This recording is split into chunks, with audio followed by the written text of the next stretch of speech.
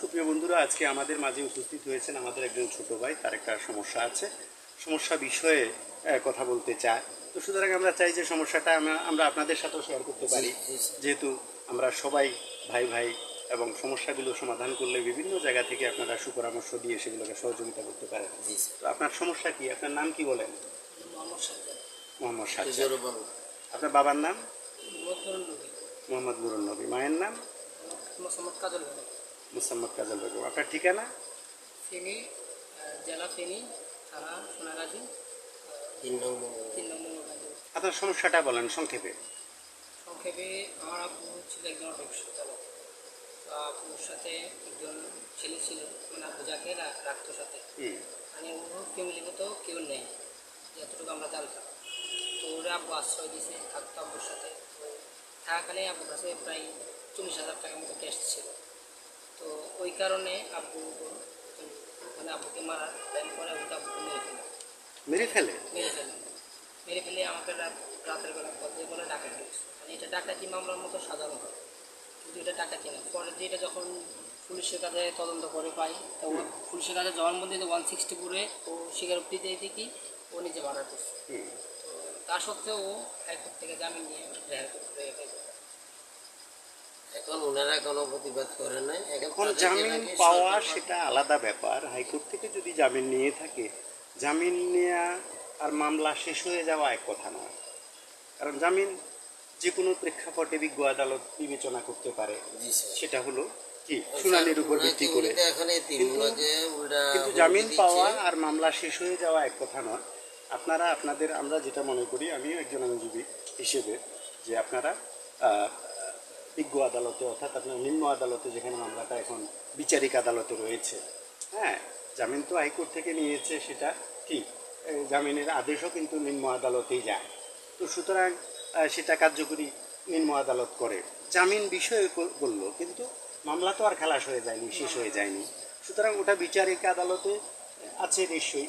তো সেখানে আপনারা আপনাদের যত সাক্ষী সবুত আছে সেগুলো আপনারা প্রডিউস করবেন, সাক্ষী সবুত দিয়ে আপনারা প্রতিষ্ঠিত করবেন।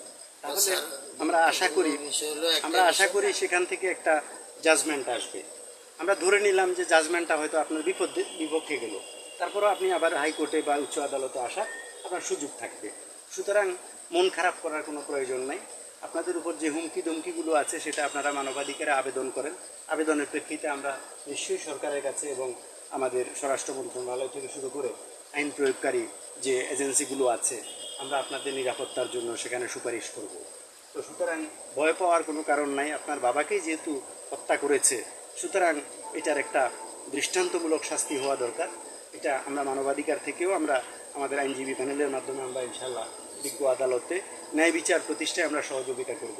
মন খারাপ করবেন না। যারা হুমকি ধমকি দেয় তাদের নাম ঠিকানা সহ আপনারা আবেদন করেন, এবং আবেদনের প্রেক্ষিতে এছাড়া আমাদের সংগঠনে আরও অনেক বিজ্ঞ আইনজীবী রয়েছেন, ব্যারিস্টাররা রয়েছেন, যারা আইনজীবী প্যানেলের অন্তর্ভুক্ত, তারা আপনাদেরকে সহযোগিতা করবে ইনশাল্লাহ। এবং সর্বত্রভাবে আমি নিজেও প্রতিষ্ঠাতা চেয়ারম্যান এবং প্রধান নির্বাহী হিসেবে আমার একটা ভালোবাসা আপনাদের জন্য সবসময় থাকবে। কারণ সারা জীবনই নির্যাতিত নিপীড়িত মানুষের পক্ষে কাজ করেছি এবং আল্লাহ ছাড়া কারো কাছে মাথা নত করিনি। সুতরাং অপরাধী যত শক্তিশালী হোক, তাকে ছাড় দেওয়া যাবে না। কিন্তু আইনকে নিজের হাতে তুলে নেবেন না, আইনের প্রতি শ্রদ্ধাশীল থাকবেন। আমার বিশ্বাস যে বিজ্ঞ আদালত থেকে কি আসামিদের একটা পানিশমেন্ট, দৃষ্টান্তমূলক শাস্তি হবে ইনশাল্লাহ, এবং আমরা সেই প্রতীক্ষা করব, প্লাস আমরা চেষ্টা করে যাব। কেমন?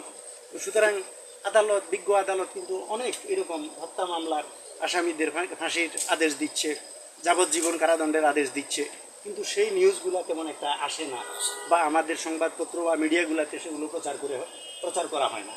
কিন্তু যেগুলো শুধু বিচার পায়নি সেগুলো নিয়েই বেশি কথা হয়। তো সুতরাং আমার বিশ্বাস যে আমি নিজেও বাংলাদেশ সুপ্রিম কোর্টের একজন আইনজীবী হিসাবে আমরা দেখছি যে অসংখ্য মামলায় অপরাধী কি শাস্তির আওতায় চলে আসতেছে। তো সুতরাং অপরাধী যত বড়ই হোক না কেন, অপরাধ করলে তাকে শাস্তি পেতেই হবে, দুনিয়াতেও পাবে, আখিরাতেও পাবে। তো সুতরাং মন খারাপ করবেন না, আপনি যোগাযোগে থাকবেন সংগঠনের সাথে। আর হানিফ সাহেব তো আছে কি, হ্যাঁ, সময় সময় পরামর্শ দিবে। কেমন? অনেক অনেক ধন্যবাদ আপনাদের সবাইকে।